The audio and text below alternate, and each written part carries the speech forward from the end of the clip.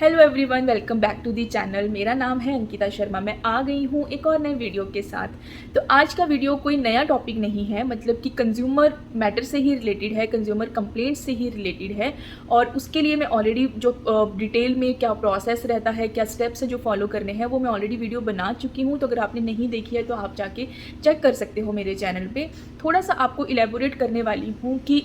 जो आप consumer court में जाने से पहले आपको क्या करना है, और जो एक नेसेसरी स्टेप है वो आपको फॉलो करना ही है। और इसके अलावा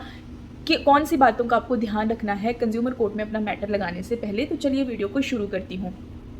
सबसे पहले आपको बता दूं कि कंज्यूमर कोर्ट में जाने के लिए जब भी आपके माइंड में आता है कि मुझे ये जो अपोजिट पार्टी है ऐसे ना पैसे देने वाली है, ना रिफंड करने वाली है, और ना जो आपकी प्रॉब्लम है उसको सॉल्व करने वाली है, तो आपके माइंड में आता है कि आपको कंज्यूमर कोर्ट में जाना है। लेकिन कंज्यूमर कोर्ट में जाने से पहले आपने बेशक जो मर्जी एफर्ट मारे हो, आप लोगों ने उनको मेल्स करी हो, आप लोगों ने ऑनलाइन किसी प्लेटफॉर्म पर जाके कंप्लेंट करा हो, फिर भी जब भी आप कंज्यूमर कोर्ट में जाते हो उससे पहले आपको जो अपोजिट पार्टीज़ हैं या पार्टी है उसको लीगल नोटिस ज़रूर सर्व करना है। लीगल नोटिस एक जो है वो नेसेसरी स्टेप है। हम लोग अपनी प्रैक्टिस में हमेशा एडवाइस करते हैं कि लीगल नोटिस सर्व किया जाए दूसरी पार्टी को, ताकि उनको एक लास्ट वार्निंग चली जाए और आपकी प्लानिंग के बारे में पता हो कि अब आप जो है वो फाइनली कोर्ट में जाने वाले हो, अगर आप मैटर रिजॉल्व नहीं करते हो तो।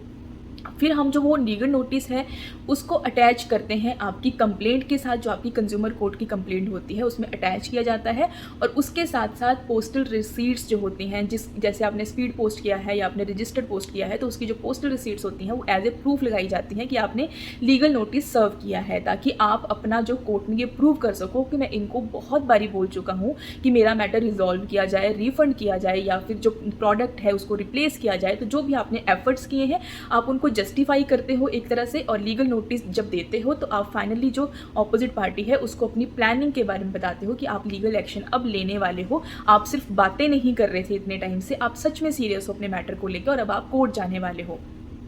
अब लीगल नोटिस के दौरान ही आपको ये ध्यान रखना है कि आपके मैटर से रिलेटेड पार्टीज़ कौन कौन सी हैं। बहुत बार ऐसा होता है कि जैसे आपने मान लो अमेज़ॉन से सामान मंगाया या आपने फ्लिपकार्ट से सामान मंगाया, लेकिन आप भूल जाते हो कि उनके जो मैन्युफैक्चरर हैं आप उनको पार्टीज़ बनाना भूल जाते हो। और आपने बहुत बार ये फेस किया होगा कि जब भी आप लोग अपना मैटर चलाते हो तो वहाँ पे अमेज़ॉन या फ्लिपकार्ट या फिर कोई भी ऑनलाइन प्लेटफॉर्म है वो अपने आप को अपनी रिस्पॉन्सिबिलिटी से हटने के लिए कहते हैं कि हम लोग तो सिर्फ एक ऑनलाइन प्लेटफॉर्म है जहाँ पे परचेज़र और सेलर जो है वो डायरेक्टली आपस में डील करते हैं, हम लोग उसमें डील नहीं करते हैं।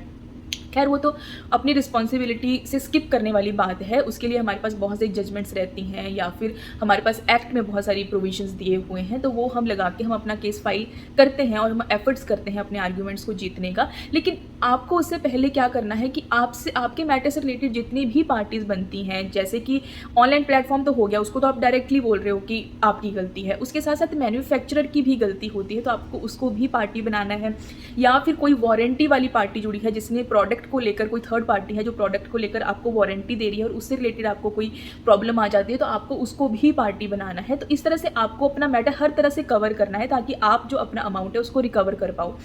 क्योंकि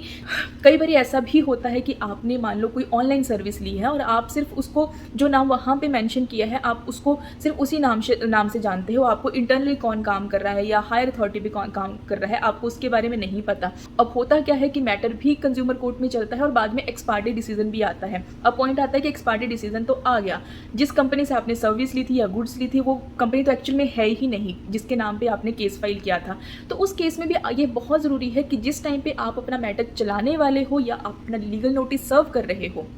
सबसे पहला पॉइंट तो लीगल नोटिस का ही है कि जैसे ही आप लीगल नोटिस सर्व करते हो वहीं पे आपको मेंशन करना है, उस कंपनी का नाम तो करना ही है, साथ में उसकी हायर अथॉरिटी, उसका कोई हेड ऑफिस है, मतलब हेड ऑफिस के नाम से आप वो सारी डिटेल्स थोड़ा सा काम करोगे, पहले ऑनलाइन सारी डिटेल्स निकालने की कोशिश करोगे और उसका हेड ऑफिस होगा या फिर अगर किसी पर्सन का नाम दिया हुआ है तो बाय नेम भी उनको आप अपने लीगल नोटिस में उनका नाम डाल के उनको लीगल नोटिस भेज सकते हो। और कंप्लेंट के टाइम पे भी आपको सेम करना है कि कंपनी के नाम के साथ साथ वहाँ के जो हेड ऑफिस है उधर वहाँ का पूरा नाम लिख के वहाँ का पूरा एड्रेस लिखना है। अगर कोई पर्सन को आप जानते हो तो उसको भी आपने पार्टी बनाना है। ये बहुत इंपॉर्टेंट है कि आप अपने मैटर को पूरी तरह से कवर करो ताकि आपको जो अमाउंट रिकवर करना है या फिर एक्स पार्टी डिसीजन भी होता है तो बाद में जब एग्जीक्यूट करना होता है वो ऑर्डर, तो उसके लिए ये चीज़ें बहुत ज़रूरी होती हैं।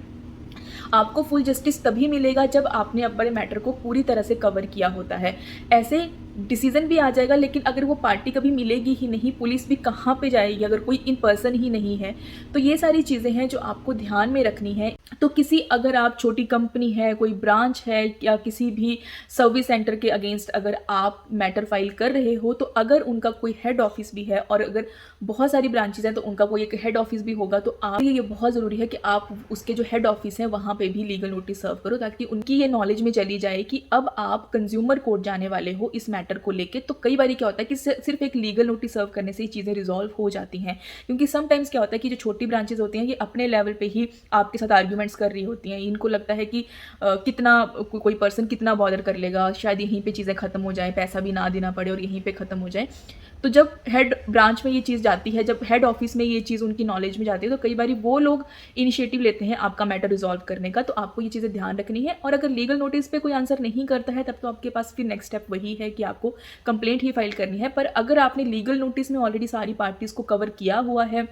सारी पार्टीज़ के अगेंस्ट आपने जो है वो उनको लीगल नोटिस सर्व किया है, तो आप फिर सेम पार्टीज़ के अगेंस्ट अपनी कंप्लेंट ड्राफ्ट करोगे और सबको इक्वली, मतलब इक्वली का मतलब है कि जिसका जितना लायबिलिटी बनती है उस हिसाब से अपनी कंप्लेंट ड्राफ्ट करोगे और तब अपना जो मैटर है उसको प्रोसीड करोगे। तो आई होप आपको वीडियो थोड़ी सी यूज़फुल ज़रूर लगी होगी। अगर लगी है तो प्लीज़ चैनल को सब्सक्राइब कर लो, लाइक कर लो, शेयर कर लो। और बहुत सारी ऐसी वीडियोज़ आने वाली हैं जिनमें बात करूँगी आपके राइट्स के बारे में और जिससे आपको बहुत फ़ायदा मिलने वाला है। तो वीडियो को यहीं पे ख़त्म करती हूँ। आज के लिए बाय बाय।